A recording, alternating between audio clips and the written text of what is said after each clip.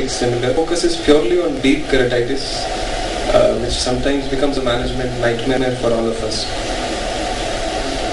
I'd like to acknowledge the help of Dr. Somashila, Dr. Rishi and Professor Namrata for helping me in this presentation. So I think a lot of points have already been elucidated by Dr. Fogler, that if you have a patient with microbial keratitis, the principles remain the same even for a deep one. The only first thing we need to do is to establish a diagnosis, initiate medical management. But in these deep keratitis, you also need to start thinking early of doing some adjunctive procedures, maybe like an AC wash, giving some intracameral injections, and if that is not possible or not responding, we might need to go in for surgical management earlier. So this is what we need to keep in mind. So just to give you a brief overview, these are superficial mycosis. As you can see, these patients, once you establish the diagnosis on KOH or culture and start medical therapy, and they start responding with scarring, they will not go in deeper. These are very, not very easy always, but these are fairly easier to manage as compared to the deeper ones. But there might be certain very progressive fungal ulcers which might just progress in front of you, or even as Dr. Fogler showed in his presentation, some bacterial infection that progress very rapidly and they might melt. But classically, I think fungal is one thing which we tend to see a lot more in our country, and they tend to form deep abscesses because of the nature of the fungi. It does tend to penetrate deeper inside along with going centrifugally. Having said that, at the same time, you might have a similar looking which we consider as this ulcer looks like fungal, but it might not be fungal. It looks like a diffuse hypopyon and this. So this is where we need to establish the diagnosis. In such a case, if the ulcer has a superficial component, it's easy. One can scrape it and send it to the microbiologist and establish a diagnosis. But this is a clinical picture of a gram-positive cocci infection. A fungal infection, a deep one can look like this as well, where you don't know what to do. How do you establish a diagnosis? Because there's nothing on the surface. How do you scrape it? In such cases, you would need to do some other procedures, other newer investigations, which if you have access to, which I'll be talking to in a few slides later. And some cases might be scarring superficially, but might be having a deeper component, an endothelial abscess. So again, these are very difficult because the drugs only go in so much more. And they might end up with a perforation eventually. This patient required therapeutic graft, and you can see the perforation even on the cross button. So coming back to the mycotic keratitis epidemiology, I think fungal ulcers are far more common in our part of the world as compared to what is described in literature worldwide otherwise. And this is there's almost a difference of almost 17 to 40 to 50%, I would say, ulcers can tend to be fungal.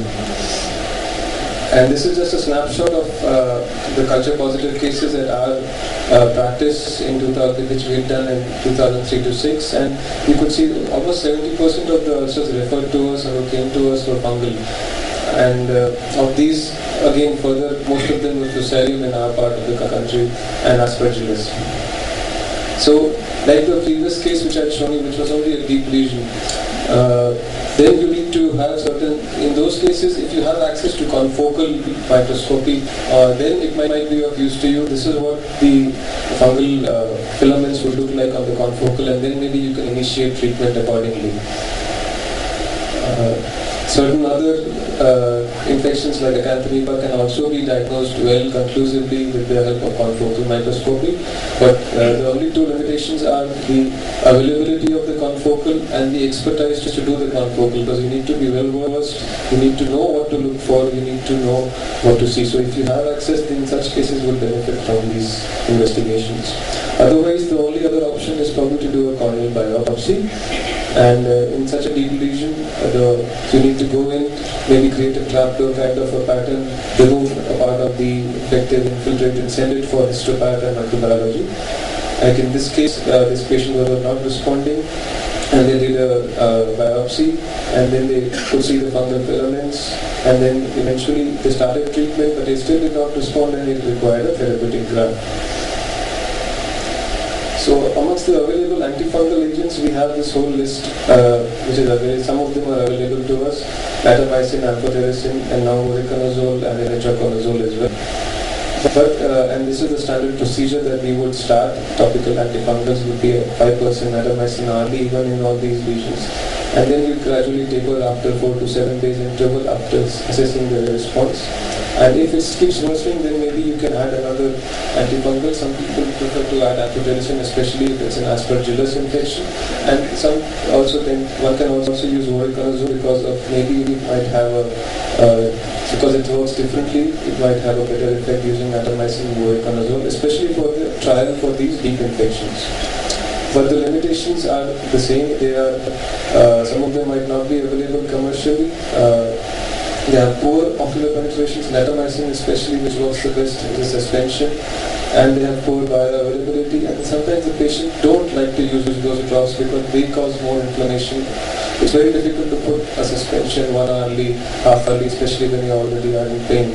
So sometimes they might not be putting it, they might not be compliant. So these things are the limitations of these antifungals. And so that's why fungal keratitis is always a therapeutic challenge because of all these reasons. And they might require something else. We need better drug penetration. And of course, voriconazole has come in, but it has limited use. I think this will be touched upon by Dr. Kunjal as well in the presentation on intracameral and intrastromal injections. But when to use in sleep keratitis also is an indication for using systemic antifungals as well. And there are various drugs available. We can use ketoconazole, fluconazole, itraconazole. There are no conclusive reports as to which one would work better. So sometimes we just empirically use ketoconazole or fluconazole. So some people prefer itraconazole, but itraconazole also we are able to give topically with the available drugs in India. So we can do a multi-drug therapy for such cases if you want to do. But the important thing to remember is that if these patients are on it for a longer time, you need to make sure you do a baseline liver function test and also repeat it every 2 weeks and ask for symptoms like anorexia, etc., because they might be having some problem with the drug itself. The important thing here, I think, which I want to highlight is the debridement. The repeated debridement on every visit, removing the epithelium would help a lot even in these deep keratitis cases for the better penetration of the drug, and this would be useful. The other aspects will be discussed in the next presentation. This is just to highlight the use of intracameral amphotericin of patient in which we did use and 2 months later it did scar down. So it has a role, but not always. In such a case as well, one can do an AC wash, remove the toxic material, infiltrate, and it might be helpful in terms of debulking, removing the fungal load as well. That might help us and nature both to heal the infection. But not always. Some patients will not respond despite all these efforts, and they would require surgical intervention like a therapeutic keratoplasty. So to summarize, I think establishing diagnosis by whatever means you are available, either scraping, if you can go ahead and do a biopsy, if you have access to confocal, you can use all these resources first to establish. You should not be unsure whether if you don't know what it is, if you start using all the drugs, I'm sure it won't be as useful. Intracameral drugs, they definitely have a role in these deep keratitis lesions after you establish the diagnosis. But the important thing would be to have a very low threshold for surgical intervention in these deep keratitis. If you're not able to establish a diagnosis, not able to do a biopsy, I think it's best to go in surgically and remove the infection. Thank you very much.